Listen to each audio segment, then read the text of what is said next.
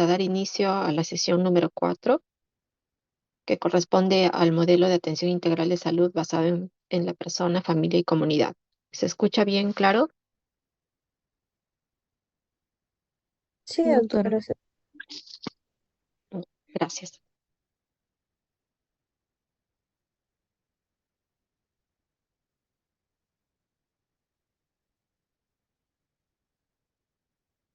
Bien, ahora que ustedes están acudiendo a los establecimientos de salud del primer nivel de atención, centros, puestos, policlínicos, em, como podrán haber visto,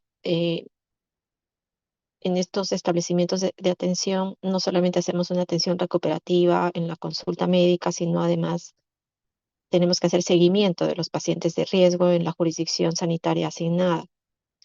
Entonces, para poder hacer este trabajo, nosotros necesitamos un marco normativo, un marco de lineamientos, ¿no? Proporcionado por el Ministerio de Salud. Entonces, en este caso, para poder hacer estas actividades por parte del Ministerio de Salud, nosotros trabajamos con el modelo de atención integral de salud basado en persona, familia y comunidad para poder definir las actividades a desarrollar. Entonces, esta clase básicamente es sobre ello, ¿no? Es más o menos plasmar lo que tenemos que hacer, los compromisos asumidos de atención primaria de salud, de promoción de salud en los establecimientos de salud.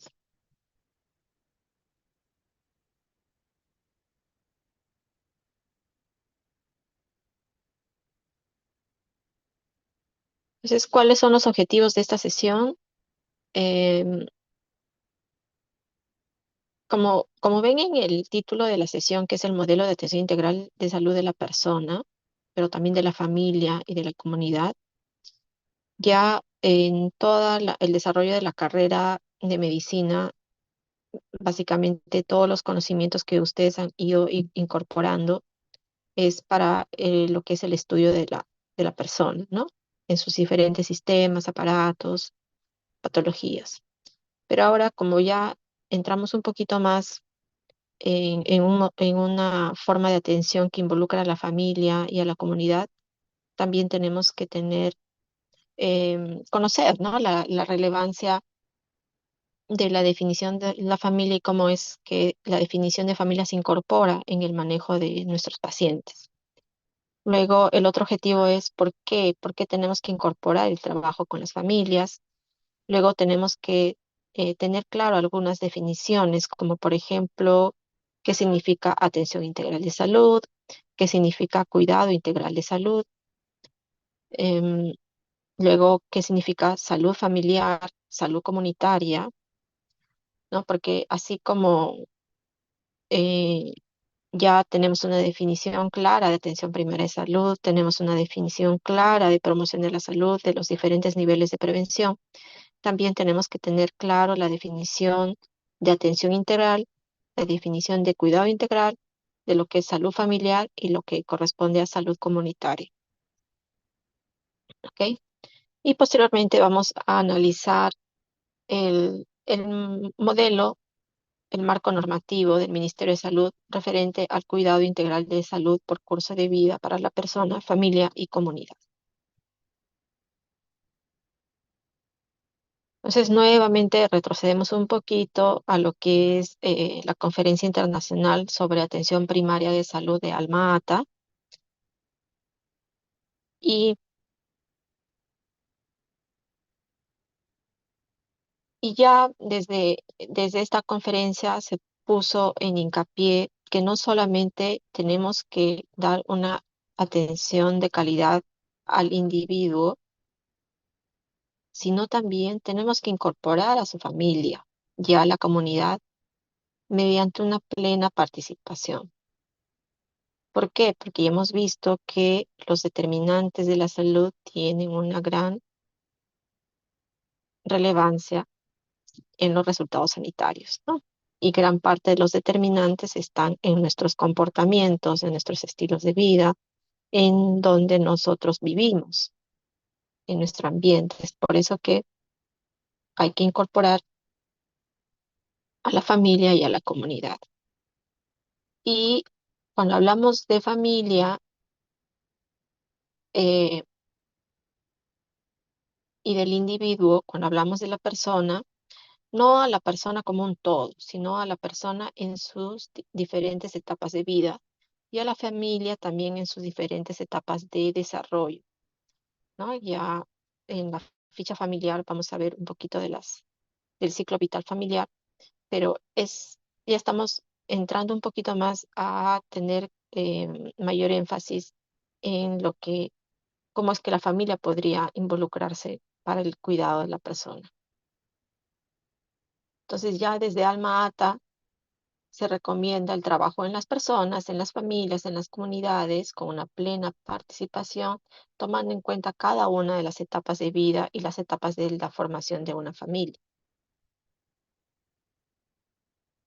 Y cuando hablamos de familia, en realidad es un término que ya se ha manejado hace siglos, ¿no? Sí, antes, en la época de, de la cultura egipcia, la cultura griega, que son pues 3.000, 4.000 años antes de Cristo, ya desde la época de los sumerios, de los acadios, ya teníamos el concepto de familia em, como una institución social cuya relevancia en el desarrollo de la sociedad es indiscutible, ¿no? Sí, tiene una gran relevancia y hasta el momento la familia como institución social es importante para el desarrollo de las personas y para la evolución, ¿no? La evolución de la humanidad, independientemente de la raza, de la localización, del nivel económico. Todos procedemos de una familia, todos somos parte de un grupo al que denominamos familia. Entonces, sí o sí, pues en el estudio de la salud de las personas, es lógico pues que deberíamos incorporar el estudio de la familia. Y más aún si vamos a trabajar en un medio donde tenemos que hacer visitas, ¿no? A las familias para verificar el estado de salud de sus integrantes. Entonces, así como dominamos exactamente cada uno de los aparatos y sistemas de la persona para el diagnóstico y tratamiento de las diferentes enfermedades, también tenemos que tener unos conocimientos mínimos sobre familia, su composición, su ciclo vital, sus funciones, para poder también hacer una valoración familiar y abordar eh, con mayor amplitud a nuestros pacientes. Entonces, cuando hablamos de familia, en realidad no existe una definición aceptada por todos, ¿no? Y probablemente cada uno de nosotros va a tener un término, una concepción de familia. Y eso está bien, ¿no? Es decir, cada sociedad, cada institución también puede tener su definición de familia. em, y eso probablemente va a seguir evolucionando o incorporándose nuevos términos. Entonces, cuando hab- tratamos de definir familia, probablemente lo más común es hablar de una definición tradicional, ¿no? Donde usualmente la familia está constituida por los padres, los hermanos y tal vez mascotitas, pero también ya podemos incluir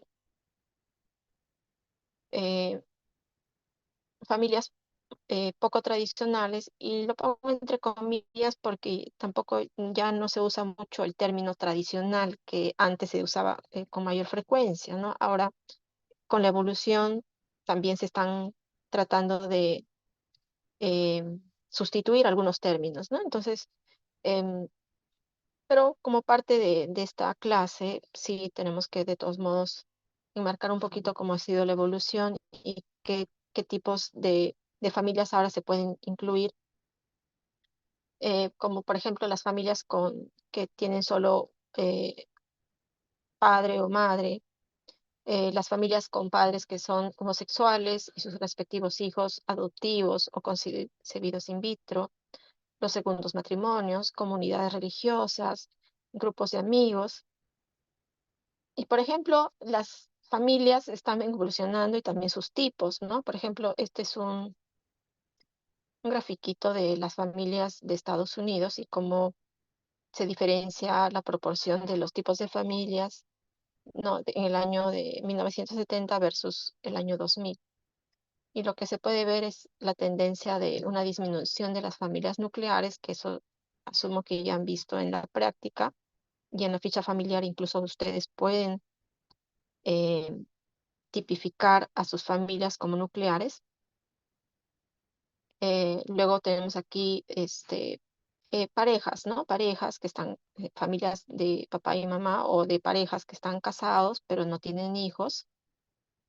Luego tenemos otros tipos de familia que están, pues ahí probablemente están incluidos las familias poco tradicionales que han variado en el tiempo, las personas solteras, ¿no? Que también tienen otro comportamiento diferente y otros tipos de agrupaciones que a medida que está evolucionando la sociedad van surgiendo, ¿no? Este es el año 2000. Pero además nosotros, como somos parte del sector salud, tenemos que conocer la definición que nos da la Organización Nacional, la ONU, ¿no? De la Organización de Naciones Unidas y también la definición de la Organización Mundial de la Salud, ¿no? Entonces, la ONU, por ejemplo, define familia como el grupo de personas del hogar que tienen cierto grado de parentesco por sangre, adopción o matrimonio, limitado por lo general al jefe de familia, su esposa y los hijos solteros que conviven con ellos, ¿no? Es más o menos una definición casi tradicional. Y tenemos la otra definición de la OMS que define familia a los miembros del hogar emparentados entre sí hasta un grado determinado por sangre, adopción y matrimonio, y el grado de parentesco utilizado para determinar los límites de la familia dependerá de los usos a los que se destinen los datos y por lo tanto no puede definirse con precisión en escala mundial, ¿no? Entonces aquí la OMS hace una definición un poco más abierta para que dependiendo de lo que uno quiera usar, los datos pueda tal vez definir con mayor exactitud que va a incluir como familia, ¿no? Entonces, cada organización tiene una definición y esta es la definición de familia que vamos a usar nosotros cuando apliquemos la ficha familiar, que es la definición que usa el Instituto Nacional de Estadística e Informática, ¿no? Que define familia como las personas que forman parte de un mismo lugar, es decir, que durante el mes pasado permanecieron por lo menos la mitad del tiempo en él, entendido como un espacio físico delimitado y consumen los alimentos preparados de una misma fuente, de una misma olla. No, y esta es la definición que se usa para hacer la encuesta demográfica y de salud familiar que se denomina ENDES, que yo asumo que también ya lo conocen, ¿no? Porque a través de esta encuesta se hace una visita familiar donde se recolecta mucha información de carácter de salud, social, económico, pero para que ellos puedan definir cuántas familias van a encuestar, utilizan esta definición operativa de familia y nosotros también usamos esa misma definición para hacer un censo, por ejemplo, ¿no? De la jurisdicción de cuántas familias tenemos. Entonces, esa es la definición de familia por el Instituto Nacional de Estadística e Informática y básicamente el criterio es los alimentos preparados de una misma fuente o de una misma olla.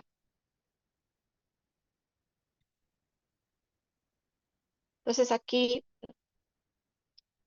ya con este preámbulo de definición de familia, habría que preguntarnos por qué nosotros en salud familiar, salud comunitaria y en general, cuando atendemos a un paciente, por qué deberíamos involucrar a la familia, ¿no? ¿Por qué? Porque muchas veces eh, las familias pueden constituir un factor de riesgo, pero también constituyen un factor protector. Entonces, por ejemplo, si yo voy a manejar una enfermedad crónica, por ejemplo, diabetes, em, de alguna forma debería incorporar en el cuidado de mi paciente diabético tendría que incorporar a la familia para ver qué tanto podemos manejar la alimentación saludable y una alimentación hipocalórica para apoyar al paciente en disminuir sus niveles de glucosa, ¿no? Y qué tanto puedo lograr eh, en la administración de los medicamentos cuando tenemos un apoyo familiar fuerte que pueda em, estar pendiente de su familia, de su familiar. Por otro lado, si por ejemplo nosotros queremos un tratamiento exitoso para anemia que es tan frecuente en nuestro país, definitivamente tenemos que valorar el estado de salud de los padres para ver qué tan factible va a ser que ellos cumplan con el tratamiento y puedan administrar adecuadamente el sulfato ferroso o el medicamento que ustedes vayan a recetar, ¿no? Ahora también poder investigar qué factor de riesgo puede generarse en el interior de la familia que pueda condicionar alguna enfermedad en mi paciente. Entonces, sí es importante tener en cuenta a la familia, ya sea como factor protector o como factor de riesgo. Y el otro punto que ya habíamos visto sobre los determinantes de la salud, recuerden que el 43% em, de los determinantes de la salud, es decir, eh, cuando hablamos de resultados sanitarios o de la salud de la población, el 43% está relacionado a los comportamientos y estilos de vida. Estos comportamientos en la familia, los estilos de vida los adquirimos en la familia.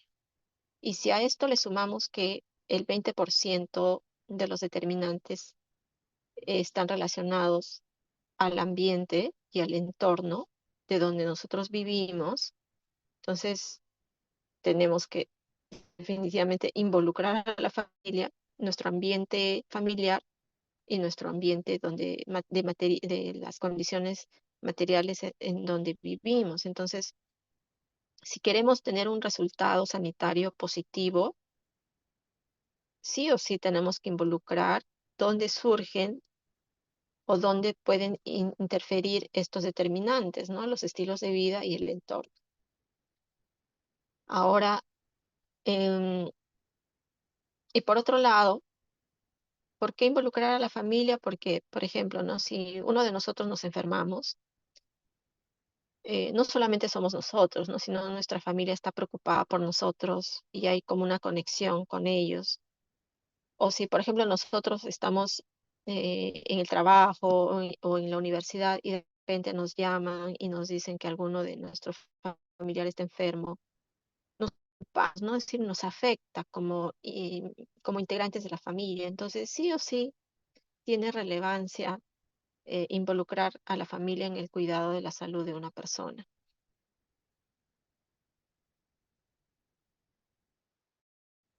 Eh, ¿Por qué decimos que la familia es un factor protector? Porque en la familia se desarrollan estas funciones, ¿no?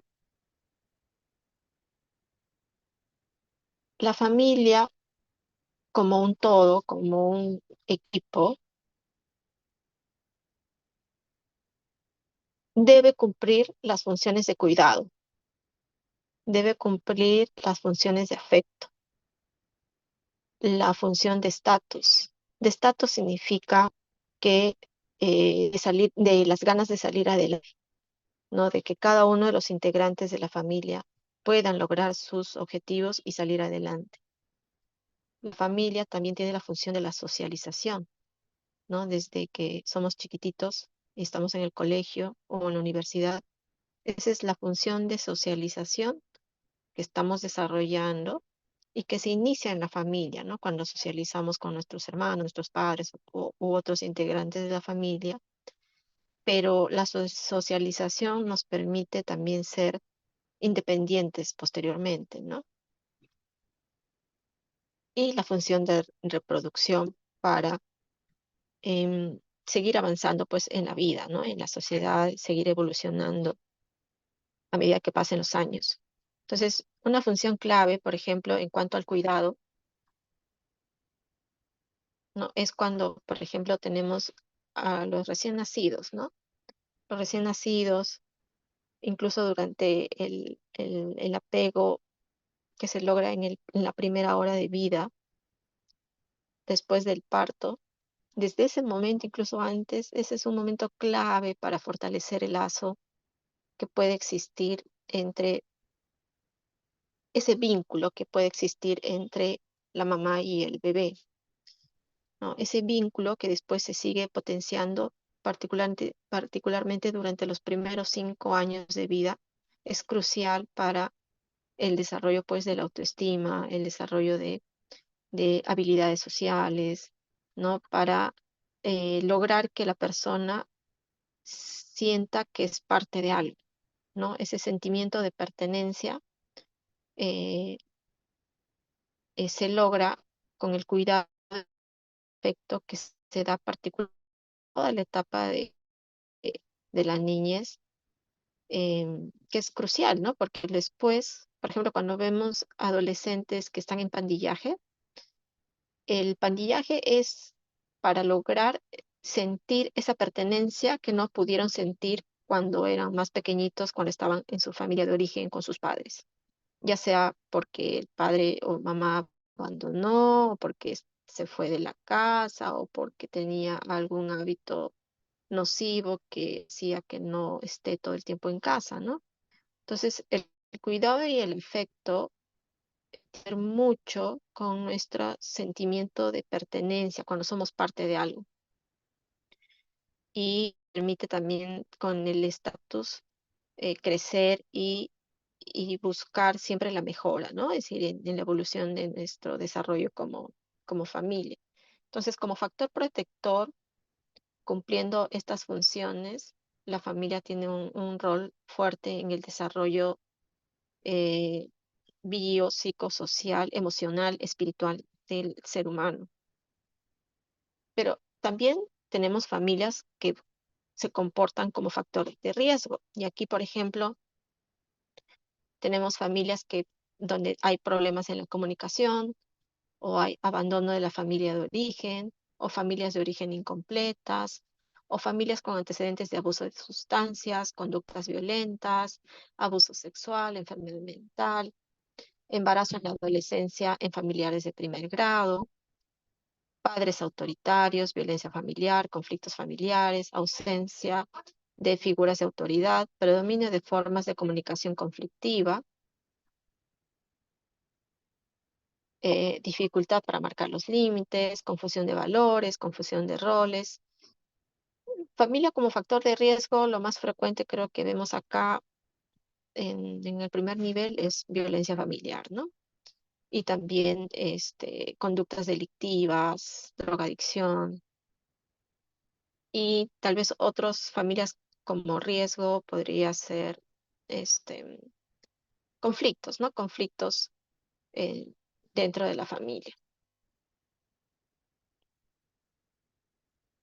Y acá es súper importante porque la familia no solamente es la suma de los miembros, ¿no? Es decir, cuando vemos una familia de 4 integrantes, no son solo los 4 integrantes por separado, sino que todos ellos juntos se comportan o trabajan en equipo para que esa familia como un todo pueda seguir surgiendo a medida que pasen los años, pero también pueda enfrentar adecuadamente cualquier reto que ocurra durante el desarrollo de la familia. Entonces, la familia es más que la suma de los miembros. La familia es como un ser vivo, como un todo, ¿no? Es como un ser vivo que también tiene etapas de desarrollo y también la familia busca constantemente su equilibrio, su homeostasis, así cuando hablamos de homeostasis celular, la familia también se comporta de esa forma, ¿no? Y eso es importante tener en cuenta estos conceptos de la familia como sistema, porque eso nos pone en otra perspectiva cuando analizamos una familia como un todo.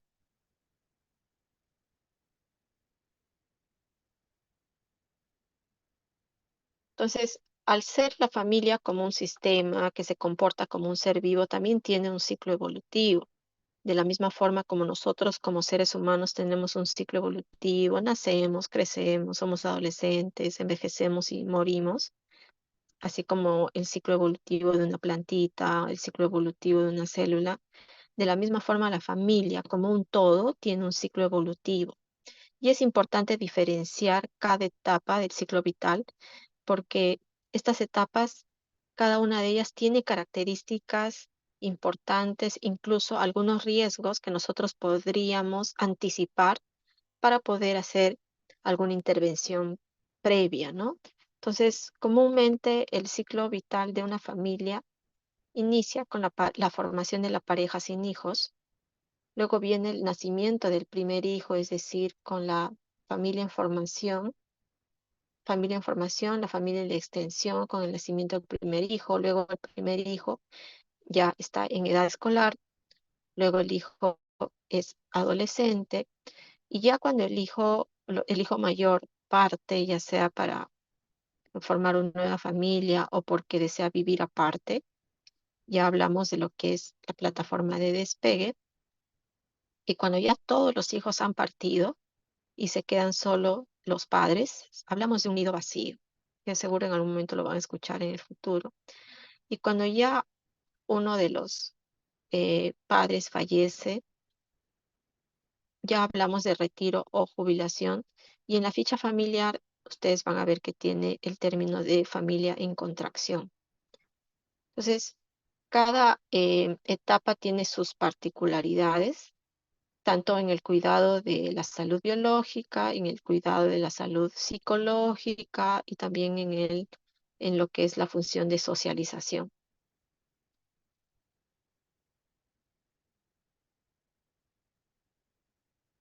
Entonces, al ser un ciclo, ¿no? Es un ciclo con diferentes etapas, existen tareas específicas, dificultades en cada etapa, pero que esto es necesario para que la familia pueda desarrollarse, ¿no? Lo que queremos en una familia es que cada uno de los integrantes tenga un desarrollo pleno, un desarrollo con un bienestar adecuado, que todos los integrantes logren sus aspiraciones. Ese es el objetivo de una familia. Pero para lograr ello va a pasar por etapas de cambio, inestabilidad, equilibrio y de alguna forma, en general, todas las familias buscan un equilibrio para seguir evolucionando, ¿no? Y seguir desarrollándose.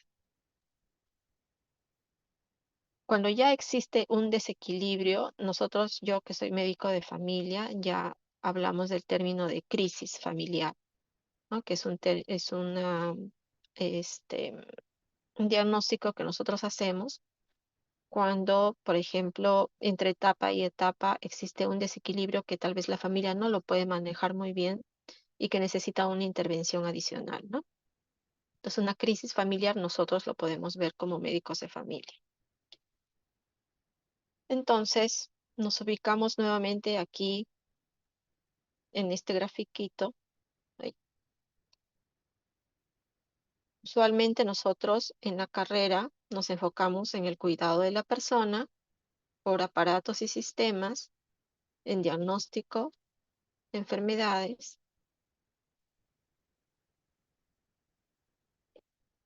pero habría que enfocarnos también por etapas de vida, pero ahora nos toca, y ahora ya que están en sexto año, también involucrar a la familia en el cuidado del ser humano y adicionalmente también incorporar a la comunidad y el entorno y el ambiente para poder abordar pues todos los factores que podamos em, trabajar y así pues lograr esos resultados sanitarios que nosotros queremos, ¿no? En la salud de nuestra población. Entonces, esa es la importancia de la familia en el cuidado de nuestros pacientes.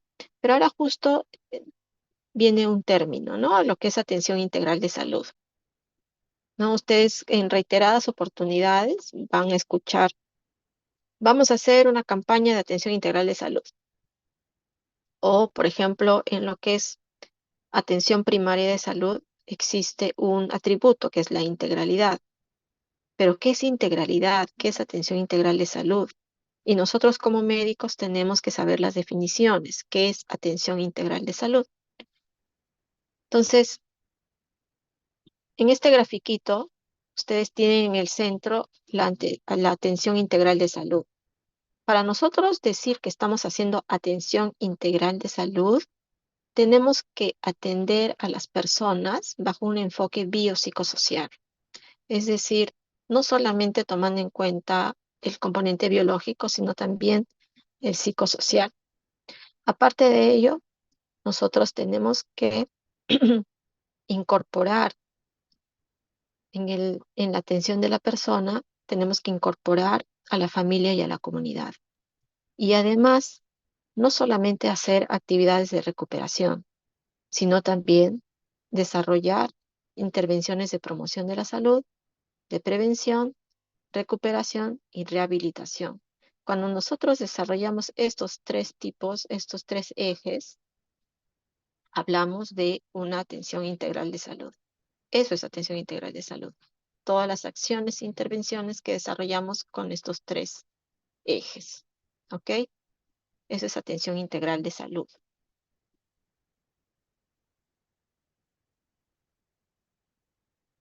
Ahora, si a la atención integral de salud yo le agrego un componente más,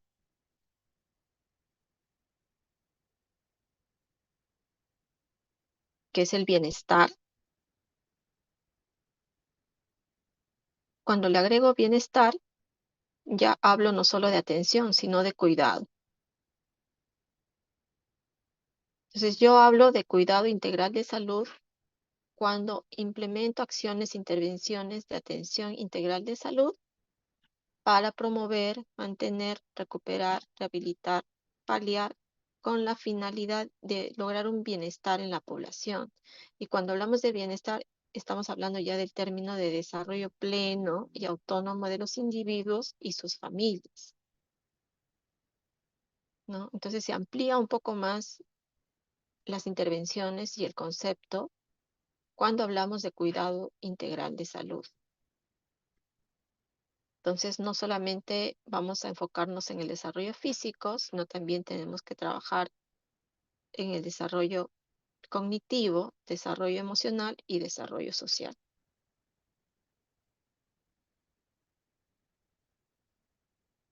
¿Por qué es importante diferenciar el término de atención integral de salud y cuidado integral de salud? Para entender el modelo que se debe implementar en nuestro primer nivel de atención. Entonces, hemos partido del término atención para llegar al término de cuidado. El otro término que tenemos o concepto que tenemos que manejar es salud familiar. ¿En qué momento decimos salud familiar? Cuando nosotros desarrollamos una atención integral de salud, ¿no? Enfocándonos, por un lado, en todos estos tres ejes, pero además verificando si cada uno de los integrantes de la familia tienen todas las necesidades de salud cubiertas. Por eso es que aquí les pongo la salud individual. También verificando cuáles son las condiciones de vida de la vivienda donde residen, del ambiente donde residen, pero también haciendo una evaluación de la función familiar. Cuando nosotros evaluamos estos tres puntos, hablamos de salud familiar. Y es por eso que cuando nosotros aplicamos la ficha familiar, valoramos salud individual, valoramos las condiciones materiales y valoramos el funcionamiento de la familia. Eso es salud familiar. Ahora, adicionalmente a ello, como tenemos que este, tener muy claro en qué etapa de vida están los integrantes de la familia, tenemos que recordar pues cuáles son las etapas de vida, ¿no?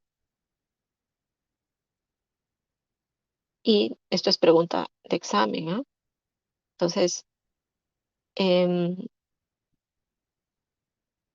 en nuestro país manejamos 5 etapas de vida. Tenemos la etapa de vida niño, que va de 0 a 11 años, 11 meses, 29 días. Tenemos la etapa adolescente, que va de 12 a 17 años, 11 meses, 29 días. La etapa joven, que va de 18 años a 29 años, 11 meses y 29 días. La etapa de adulto, de 30 a 59 años, 11 meses, 29 días. Y adulto mayor, de 60 años a más. Y esto está más o menos relacionado al ciclo vital de la familia, ¿no? Tenemos la familia en formación, la familia en expansión, la familia en dispersión y la familia en contracción.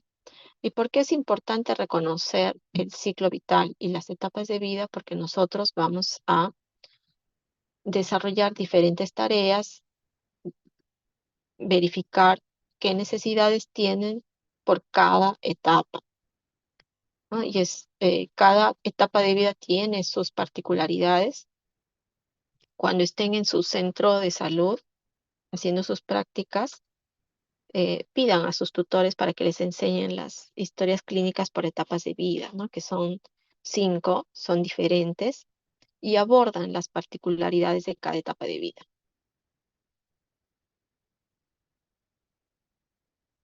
Ok, entonces hemos visto en la sesión 1, ustedes han visto ya la atención primaria de salud y los atributos. Hemos visto ya el concepto de salud familiar, hemos visto los determinantes, ¿no? La atención primaria de salud y sus diferentes atributos. Todos nosotros tenemos necesidades de salud. Ya hemos visto el concepto de atención integral, el concepto de cuidado integral, lo que es promoción de la salud, la Carta de Ottawa, los determinantes de la salud. Y estamos dentro pues del curso de salud comunitaria que engloba todo esto con el objetivo de bienestar y desarrollo. Pero aquí, ¿cuál es la siguiente pregunta? ¿Cómo lo hacemos, no? Es decir, ¿cómo es que plasmamos todo esto para poder desarrollar estrategias, actividades, eh, infraestructura, eh, evaluación? ¿Cómo lo hacemos, no? Es cómo podemos implementar todas estos conceptos. Y aquí surge lo que es el Ministerio de Salud, ¿no? Y el marco normativo que tiene. Entonces, en el año 78, con la Conferencia Internacional sobre Atención Primaria de Salud, surge el compromiso para nuestro país de elaborar un marco normativo para la implementación de todos los eh, compromisos asumidos para implementar la PS y también implementar em, salud para todos para el año 2000.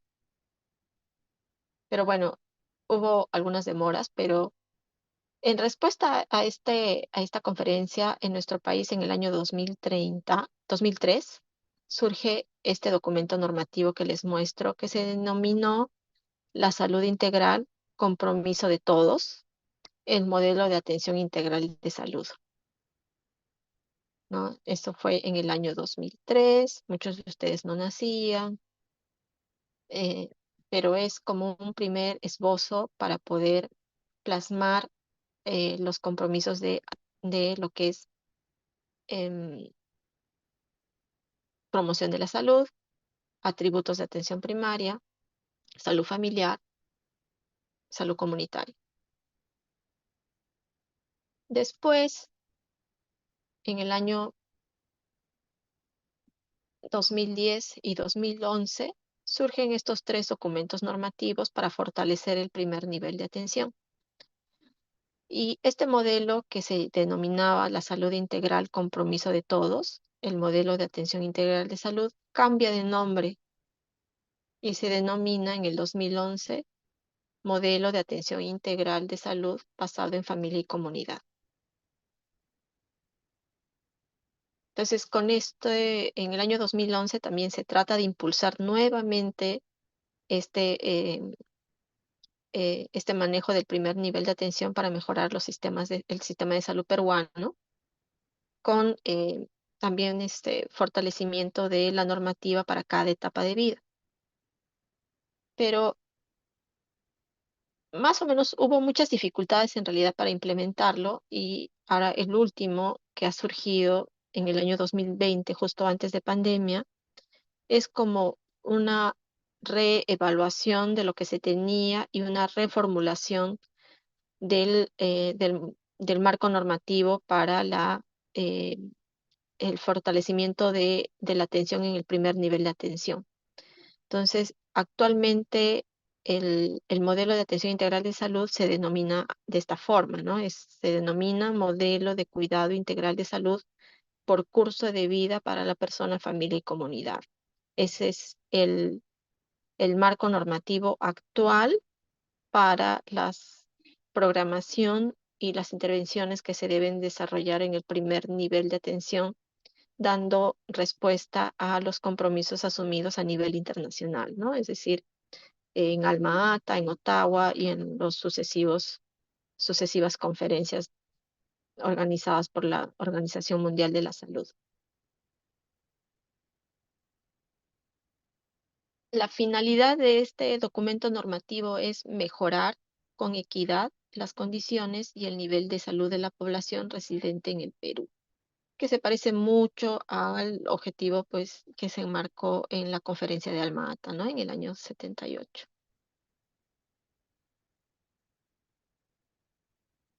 ¿Qué nos dice este modelo? ¿Qué nos dice este marco normativo? Que, este, que se tienen que definir todos los mecanismos para proveer, organizar, gestionar y financiar el cuidado integral de la salud. Antes se denominaba solamente el término atención, pero ahora con este modelo se incluye el término de cuidado integral de la forma como ya yo les he explicado a qué nos referimos. Pero además, aquí lo interesante es que incorpora el abordaje de los determinantes sociales de la salud, porque sin el abordaje en realidad no vamos a poder lograr pues un cuidado integral, ¿no? Ya por todo lo que hemos conversado en la clase anterior. Entonces, incorporar el abordaje de los determinantes sociales de la salud como parte del modelo de cuidado integral desde el Estado y diferentes niveles de gobierno en articulación con los otros sectores. Entonces, este modelo de cuidado integral de salud tiene cuatro componentes: la provisión, que es las diferentes prestaciones de servicios de salud; la organización de los diferentes establecimientos de salud para poder dar esa prestación de servicios de salud; la gestión de los diferentes establecimientos de salud y también el financiamiento, ¿no? Es decir, no se va a poder lograr ningún resultado favorable de este modelo si no tenemos financiamiento para poder implementarlo. Y eso ya en lo sucesivo de estas clases de de salud comunitaria lo van a ver ustedes, ¿no? Cómo se organiza las redes integradas de servicios de salud, cómo se distribuye los recursos, cómo se usa el financiamiento para poder dar el cuidado de las diferentes necesidades de atención que tienen nuestros pacientes, ¿no? Por ejemplo, los seguros, el SIS. Entonces, estos son los cuatro componentes del modelo de cuidado integral de salud por curso de vida y se ve mejor en este grafiquito, ¿no? Se supone que según este modelo, nosotros en el centro de salud, en cualquier centro de salud, deberíamos de realizar prestaciones o atenciones de salud por ciclo evolutivo, ya sea a la persona, a la familia y a la comunidad. Es decir, nosotros tenemos que tener una lista de servicios para poder abordar estos tres componentes, ¿no? Persona, familia y comunidad.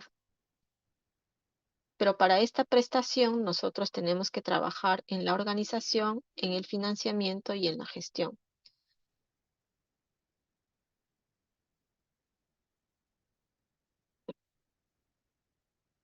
Entonces, en organización, por ejemplo, se tiene que distribuir adecuadamente el territorio a nivel nacional para asignar a los diferentes establecimientos de salud. Entonces, aquí correspondería, por ejemplo, que ustedes vean en su establecimiento de salud de prácticas, verificar con su tutor cuál es la jurisdicción sanitaria y cómo está distribuido los sectores, ¿no? Bajo la responsabilidad del establecimiento de salud.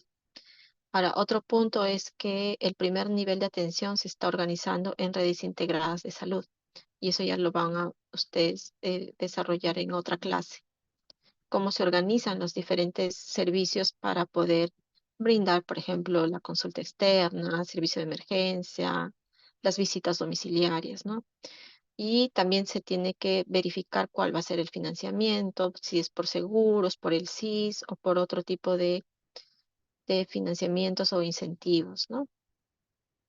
Cómo se gestiona, por ejemplo, los recursos humanos, los insumos, eh, la infraestructura para que se pueda lograr pues esta atención de acuerdo al modelo de cuidado integral de salud. Y dos componentes fundamentales es definiendo cuáles son las necesidades de salud de la persona, familia y de la comunidad y también los determinantes de la salud. Ahora, ¿qué significa enfoque de curso de vida? Significa tomar en cuenta que la familia pasa por una sucesión de eventos y también la persona por una sucesión de eventos eh, y que eso va a definitivamente influir en la salud desde que nace hasta la muerte, ¿no? Entonces, existen diferentes eventos, tareas, dificultades que van a suceder en todo el ciclo vital de la familia, pero también en cada etapa de vida. Y eso es importante tomar en cuenta para definir qué estrategias nosotros vamos a implementar, ¿no? Si, por ejemplo, tenemos una familia donde hay una gestante, entonces si es gestante, por un lado tenemos que ver pues todo el cuidado de la gestación, el control prenatal, los tamizajes, la administración de ácido fólico, hierro, pero además tenemos que ver pues en su vivienda si ya están preparados para la venida del nuevo miembro de la familia, si ya tienen coordinado cómo va a ser, por ejemplo, el traslado al establecimiento donde va a ser el parto, si ya tienen ya, por ejemplo, una habitación definida, ¿no? O si, por ejemplo, tienen los medios económicos suficientes eh, para satisfacer las necesidades de la familia como un integrante más, ¿no? Y si, por ejemplo, esto está generando algún nivel de estrés o de ansiedad en la mamá o en el futuro papá, o tal vez en otros integrantes de la familia, tal vez en otros hijitos que son mayores, que ven que tal vez como que se sienten un poquito aislados. Es decir, son varias cosas que uno tiene que de alguna forma verificar qué está sucediendo ante ese nuevo evento que de la familia, ¿no? Ahora, no lo hace solo el médico, ¿no? Nosotros como médicos también tenemos que apoyarnos de nuestro equipo multidisciplinario, ¿no? De psicología, de obstetricia, odontología, de nutrición, para abordar también esos aspectos tal vez que requieran un manejo más de emociones, ¿no? Pero sí tienen una relevancia en lo que es la salud de la persona. Entonces, el enfoque de curso de vida se refiere a ello, ¿no?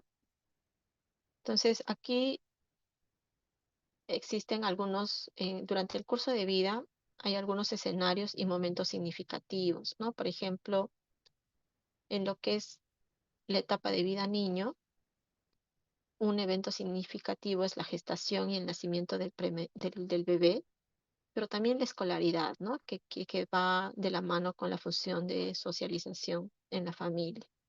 Luego, otro momento importante es cuando el niño ya es adolescente y y adquiere mayor independencia y eso va a originar un cambio en la estructura de la familia. Pero otros escenarios y momentos significativos, por ejemplo, es la convivencia, la graduación o el trabajo, la descendencia, ¿no? Los nietos, la venida de los nietos. Otro evento es el retiro laboral y cuando fallece tal vez uno de los cónyuges o alguno de los integrantes de la familia. Y esto en los diferentes escenarios, ¿no? Vivienda, colegio, centro laboral, establecimiento de salud y medio ambiente. Entonces, yo creo que es este enfoque de curso de vida y de cuidado integral es un enfoque bien ambicioso, ¿no? Porque involucra prácticamente toda la vida de la persona en sus diferentes momentos, en sus diferentes escenarios. Y yo creo que requiere muchísimo presupuesto, pero no solamente de parte del sector salud, ¿no? Sino también de otros sectores. Ahora, ¿cómo hacemos la parte de aquí en el Ministerio de Salud en los establecimientos del primer nivel, ¿no? Si acá tenemos una familia, ¿no? Y que tiene algunas instituciones a su alrededor, el colegio, vaso de leche, la municipalidad, redes sociales. Lo que nosotros usualmente hacemos es, primero verificar, pues, si la familia es de nuestra jurisdicción. Para eso tenemos que tener nuestro mapa sectorizado y ver si es de nuestro sector, la familia que vamos a intervenir. Después, a la familia se le aplica la ficha familiar. Recuerden que así como nosotros tenemos una historia clínica para la persona cuando se hospitaliza, igual, ¿no? Cuando nosotros queremos hacer una evaluación familiar, tenemos que aplicar la ficha familiar que les mostré. Y la ficha familiar es para el diagnóstico de necesidades. Este diagnóstico de necesidades puede ser a nivel de la persona, de la familia y también del ambiente o comunidad donde reside esta familia. Posteriormente a ello, una vez que hemos identificado, podemos desarrollar de intervención,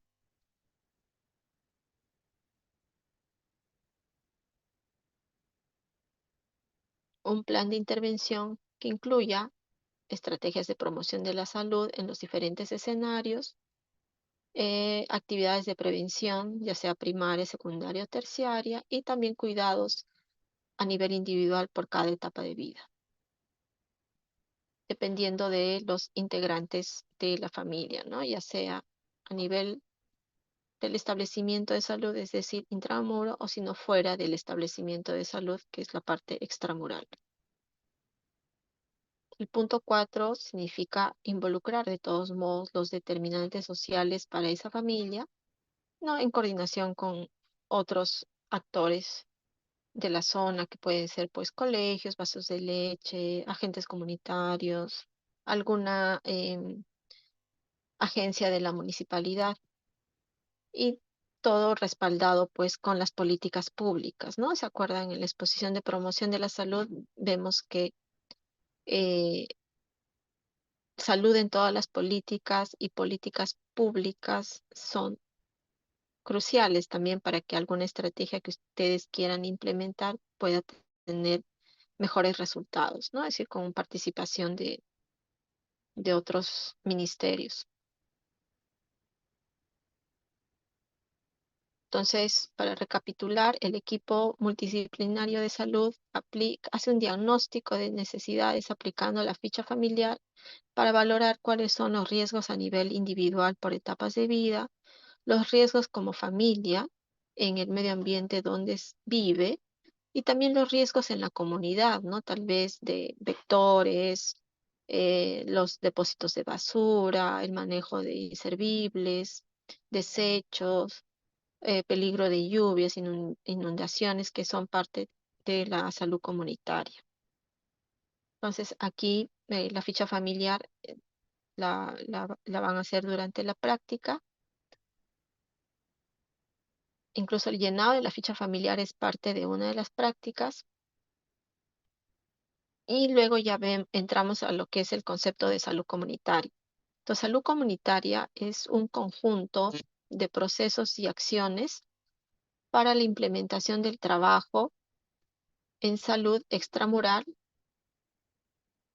para el cambio de comportamientos de las familias a través de la prevención y promoción de la salud en la comunidad. Cuando queremos hacer salud comunitaria, tenemos que articular el sector salud, articular con el trabajo con las familias y también tener en cuenta la disponibilidad de recursos económicos, públicos y privados, ¿no? Es decir, no solamente el sector público, sino también otras instituciones eh, privadas, por ejemplo, universidades, puede ser alguna empresas, ¿no? Farmacias, consultorios que viven en la zona.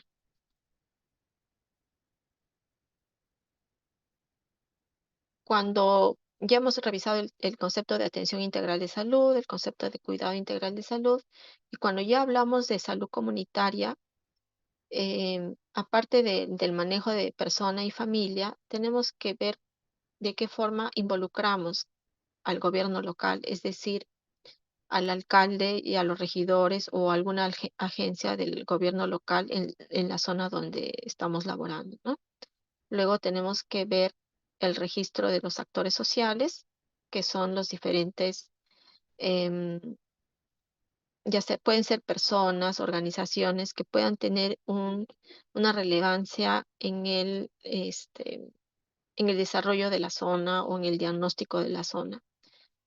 Otro componente es la sectorización, es decir, que la zona o la jurisdicción asignada tiene que estar dividida en sectores de alguna forma para poder hacer las actividades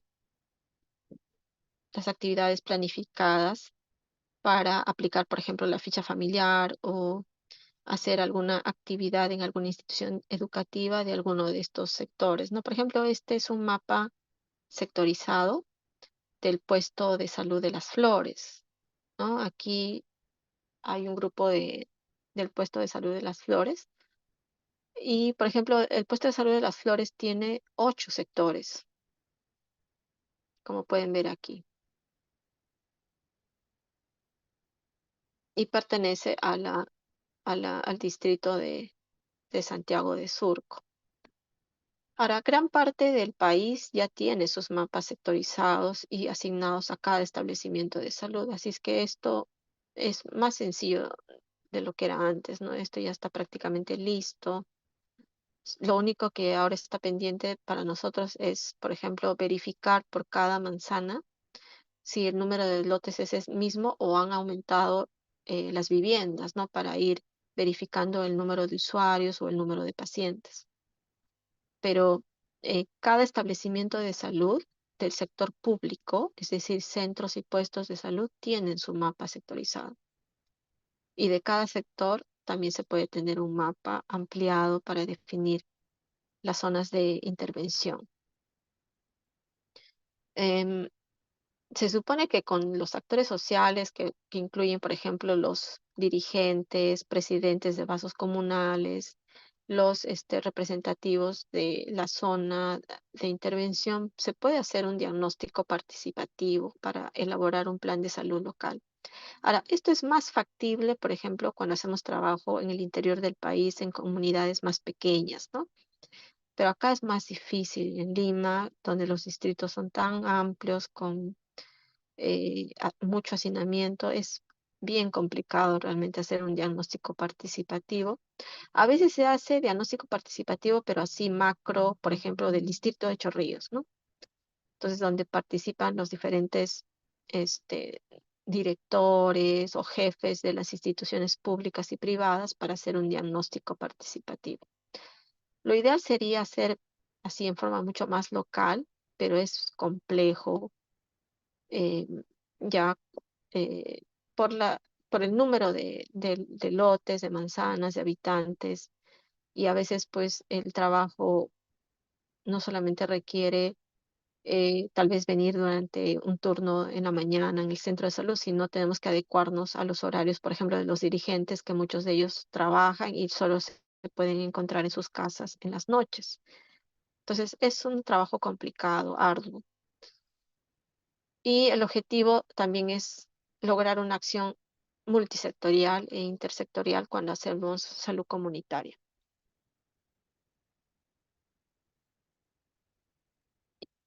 Y ya en resumen, cuando hablamos de salud familiar y comunitaria, podemos hacer actividades a nivel intramural dentro del establecimiento de salud para lo que es el cuidado integral al individuo según etapa de vida, pero también podemos hacer actividades extramurales de visita domiciliaria para lo que es elaborar el paquete de atención integral a la familia, y eso lo van a ver en el PAIFAM, en la ficha familiar. Pero también podemos hacer actividades de atención integral en la comunidad que se denomina CIVICO, ¿no? Que es el Sistema de Vigilancia Comunitaria. Esto, como les digo, está mucho más desarrollado en el interior del país porque son comunidades más circunscritas, son más pequeñas y van a ver, ¿no? Que hay cívicos o las familias están bien censadas con todos sus integrantes. En cambio, acá en Lima existe mucha migración, se mudan, hay muchas viviendas que son alquiladas y la delimitación de las áreas geográficas como que van variando, entonces es complejo, ¿no? Entonces, lo que nosotros hacemos es básicamente hacer intervenciones a grupos de riesgo. ¿Cuáles son los grupos de riesgo? Niños menores de 5 años, y ahí incluimos principalmente a los niños con anemia o con algún riesgo nutricional o bajo peso o desnutrición aguda o crónica. Otra población de riesgo son las gestantes. Otra población de riesgo son los pacientes con tuberculosis, pacientes diabéticos y los pacientes con discapacidad y adulto mayor. Entonces, de alguna forma focalizamos, priorizamos para poder abordar a estos grupos, ¿no? Em, y implementar lo que es salud comunitaria y salud familiar.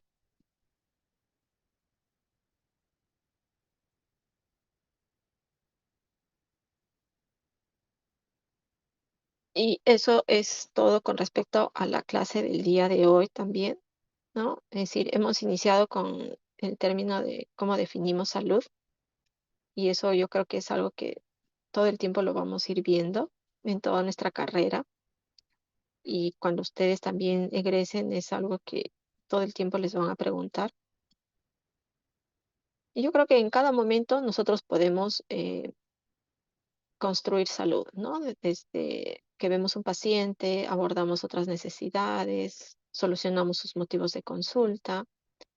em, Incluso a pesar de que nuestro sistema de salud es frágil, creo que con el trabajo de cada uno de nosotros, un trabajo bien hecho con nuestros pacientes, involucrando a su familia, yo creo que estamos construyendo salud de alguna forma. ¿Ok?